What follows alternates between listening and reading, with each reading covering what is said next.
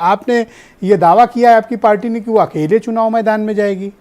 आप कहाँ अकेले चुनाव लड़ पाएंगे?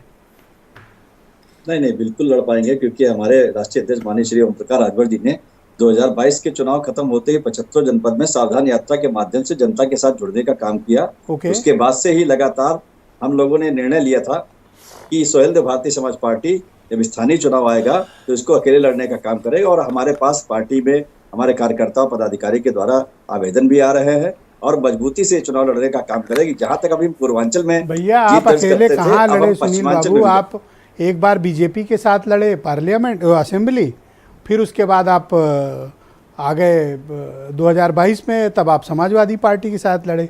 अकेले लड़ने की कैपेसिटी है क्या? मैं आपको कोई वो नहीं कहना चाहता कि आप कमजोर हैं या कम है, लेकिन आपका कोई इतिहास नहीं है कि आप अकेले लड़े हों और खड़े रह गए हों। नहीं नहीं, बिल्कुल लड़े हैं। अभी हमने चुनाव लड़ा, इससे पहले जिला पंचायती का चुनाव लड़ने का काम किया। वो हम लोगों ने हश्र देखा आपका। जी नहीं नहीं, उसमें भी हमने 117 सीटों पे दर्ज करा था। तो अब हम इस चुनाव को भी लड़ने का काम करेंगे और आप आने वाले समय में देखिएगा कि सुहेलदेव भारतीय आपका स्वागत है। लोकतंत्र में सबको का चुनाव लड़ना चाहिए।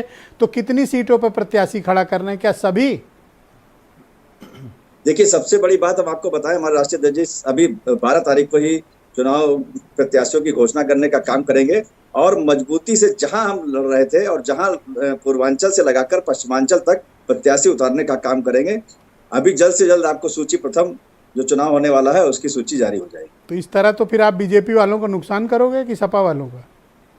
नहीं नहीं, देखिए, हम ना सपा और बीजेपी लड़ोगे तो काटोगे ही ताकत को नहीं नहीं नहीं, वोट काटने का मतलब नहीं। हम अपनी ताकत को, जो हमारा कार्यकर्ता है, जो पार्टी में पदाधिकारी है, वो चुनाव लड़ने के लिए पार्टी में जुड़ने का काम करता है, तो हम अपनी प्रत्याशियों को उतारने का काम करेंगे। आपको तनाव नहीं हुआ जब कांग्रेस ने कहा कि नगर नगर, डगर डगर, गांव गांव, पांव पांव, और बाद में वाजपेयी जी ने कहा चाव चाव? गांव गांव, आपको तनाव नहीं हुआ? इतना सब कांग्रेस कर रही है। नहीं नहीं, तनाव तो जब होता है जब हमको दिखाई पड़ता। हमको तो कहीं नहीं कहा पांव पांव और नगर नगर और गांव गांव दिखाई पड़ा। हम लोग तो आज सुहेलदेव भारतीय समाज पार्टी सबसे ज्यादा जो अगर कोई कार्यक्रम कर रही है तो प्रदेश में सुहेलदेव भारतीय समाज पार्टी ने किया। क्या बात कर रहे हो? क्या हमें तो सुरेंद्र जी आपको दिखे नहीं? सुरेंद्र जी ने अभी अभी क्लेम किया है, अभी अभी आपके पहले ही क्लेम किया उन्होंने, हर गांव गांव, नगर नगर, डगर डगर और गांव गांव, पांव पांव। सुरेंद्र जी ही बता सकते हैं कि भाई आखिर किस गांव गांव जाते थे आप? आखिर कोई भी कार्यक्रम आप दिखाइए। अरे तो आपसे सर्टिफिकेट लेंगे क्या कि इस गांव गए थे? हरकौंसी जी हमें सर्टिफिकेट दे दो। नहीं नहीं, सर्टिफिकेट हम नहीं उनको दे रहे हैं, मगर इनका कोई कार्यक्रम तो दिखाई पड़ता। गांव गांव और पांव पांव कहने से थोड़ी ना होता है।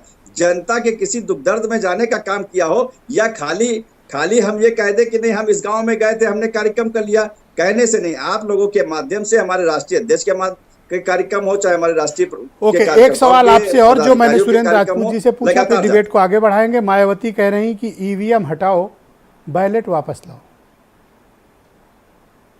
आप क्या कहते हैं? हमसे ब्रजेश जी, देखिए, अब वही बात हम कहने चाह रहे हैं। ईवीएम का रोना सिर्फ और सिर्फ चुनाव के समय ही होता है। ये पार्टियां राष्ट्रीय पार्टी रही हैं। आप समाजवादी पार्टी हो, चाहे कांग्रेस हो, चाहे बहुजन समाज पार्टी हो, आखिर चुनाव के ही समय ईवीएम क्यों याद आता है? इससे पहले आपने ना तो कोई लिखा पढ़ी करने का काम किया, आप जो चुनाव आयोग जाने का काम करते, या इसके लिए कोई भी आंदोलन किया हो। एक भी पार्टी बता दे कि इसके लिए कोई आंदोलन किया गया है। आज जब चुनाव घोषित हो गया तब आप ईवीएम को लेकर बता रहे कि अब ईवीएम से नहीं, बैलेट पेपर से। तो कहीं ना कहीं ये अभी इनको डर है। अभी परसों तक तो आपके पार्टी के राष्ट्रीय अध्यक्ष मायावती जी को प्रधानमंत्री बना रहे थे, और आज आप कह रहे हो कि ये रो रही हैं, रोना रो रहे हैं। ये कैसे मतलब कर लेते हो आप लोग? ये करिश्मा मतलब अभी तक कोई डिकोड नहीं कर पाया आपको। नहीं नहीं नहीं, बिल्कुल बात यहाँ पर आपका कहना बिल्कुल ठीक है। आज जहाँ दलित प्रेम समाजवादी पार्टी दिखा रही है, तो समाजवादी अरे मैं मायावती के लिए पूछ रहा हूँ। सपा को तो अभी भला बुरा और कह लेना, आगे टाइम रहेगा। ये मायावती वाला थोड़ा मैं समझ नहीं पाया, कंफ्यूज हो गया। ना कंफ्यूज मत होइए। हमारे राष्ट्रीय अध्यक्ष जी कह रहे जहाँ आप परसों तक बन रही थी वो प्रधानमंत्री, आप दलित की बेटी को प्रधानमंत्री, और आज आप कह रहे हो कि रो रही हैं। परसों की बात है। तो ईवीएम के लिए कोई आंदोलन भी तो नहीं किया। ब्रजेश जी बताइए, इसके लिए पहले कितना तो आप क्या चाहते हो कि वो बने प्रधानमंत्री या ना बने?